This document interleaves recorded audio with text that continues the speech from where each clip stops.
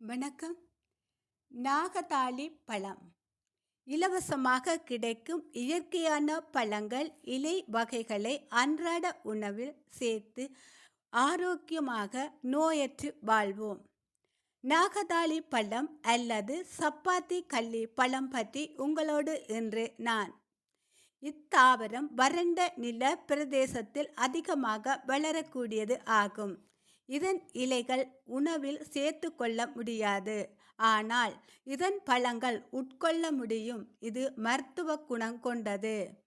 இப்பழத்தில் calcium, potassium, phosphorus, vitamin, நார்ச்சத்துக்கள் அதிகம் உள்ளன.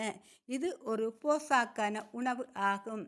நாகதாளி பழத்தினால் ஏற்படும் நன்மைகள்: உடல் சூட்டை தணிக்க வல்லது, இரத்த அழுத்தத்தை சீராக வைக்க உதவும், நரம்பு சேதத்தில் இருந்து பாதுகாக்கின்றது, உடலில் உள்ள நச்சுக்களை வெளியேற்ற உதவுகின்றது, உடலுக்கு தேவையான ஆற்றலை வழங்குகின்றது, உடல் சோர்வை போக்குகின்றது.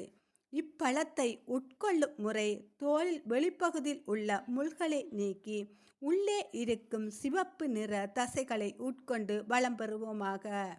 நாகதாளி பழத்தினால் ஏற்படும் நன்மைகள்: உடல் சூட்டை தணிக்க வல்லது, இரத்த அழுத்தத்தை சீராக வைக்க உதவுகின்றது, நரம்பு செல்களில் ஏற்படும் சேதத்தில் இருந்து பாதுகாக்கின்றது, உடலில் உள்ள நச்சுக்களை வெளியேற்ற உதவுகின்றது, உடலுக்கு தேவையான ஆற்றலை வழங்குகின்றது, உடல் சோர்வை போக்குகின்றது. நன்றி.